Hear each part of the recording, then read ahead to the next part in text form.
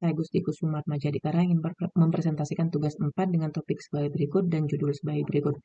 Pada presentasi ini saya mempercepat dan saya banyak men-skip karena keterbatasan waktu dan namun hal-hal yang lebih detail saya sampaikan pada laporan tugas. Data-data yang saya gunakan dalam studi ini adalah mengacu pada dokumen ASBIRT yang sesuai pada kondisi di lapangan.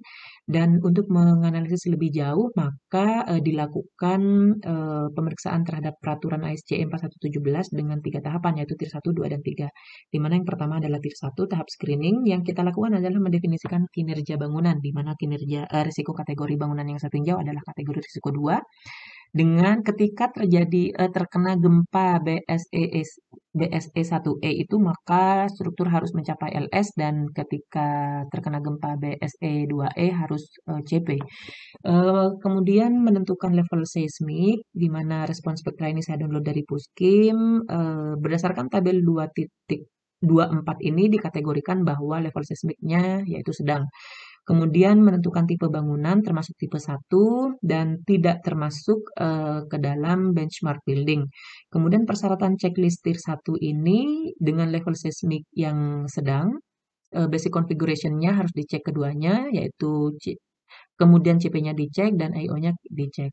Pengecekan basic configuration time period 975 tahun ini dikarenakan pada tabel pemeriksaan ASC 4117 tidak tersaji untuk pemeriksaan life safety, sehingga langsung dikaji pada time period 975 tahun.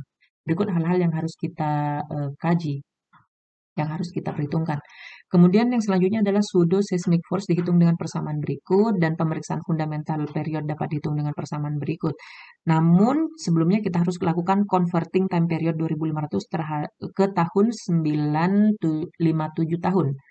Ke 975 tahun maksud saya. Kemudian dari perhitungan diperoleh nilai SA dengan seismic hazard return period 975 tahun. Kemudian pemeriksaan story shear force, pseudo seismic force yang kita hitung tadi didistribusikan secara vertikal pada setiap lantai dengan persamaan berikut, dan pemeriksaan tegangan geser pada kolom dengan persamaan berikut. Dilakukan pengecekan menggunakan tabel berikut. Dan nanti kita dapat ketahui apakah tegangan geser pada kolom ini comply, non-comply, not applicable, ataukah unknown. Kemudian yang selanjutnya adalah tegangan aksial pada kolom yang diakibatkan oleh overturning moment dengan persamaan berikut, dan dapat kita lakukan pengecekan arah X dan Y-nya dengan tabel berikut, dan kemudian kita tarik kesimpulan juga. Kemudian pengecekan SCWB dan juga kegagalan geser berdasarkan tabel berikut.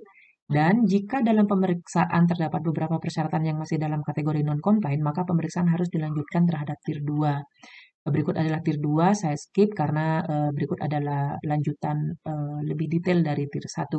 Saya langsung ke Tier 3 karena ini adalah prosedur non-linear, di mana saya akan gunakan dua metode, yaitu pushover dan NLTHA.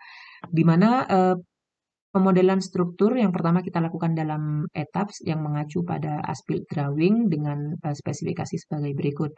Kemudian software yang saya gunakan yang pertama adalah etaps untuk memodelkan struktur dan menganalisis nonlinear pushover dan juga NLTHA-nya. Yang kedua adalah ekstrak, di mana kita mendefinisikan sifat-sifat dari penampang material untuk mendapatkan besaran momen kurvatur, yang selanjutnya dihitung agar mendapatkan besaran momen rotasi. Kemudian beban gravitasi saya gunakan peraturan sebagai berikut, dan juga pemodelan nanti setelah di etaps kita untuk mengetahui hinge properties-nya kita lakukan kriteria penerimaan berdasarkan ASC 4117 sebagai berikut.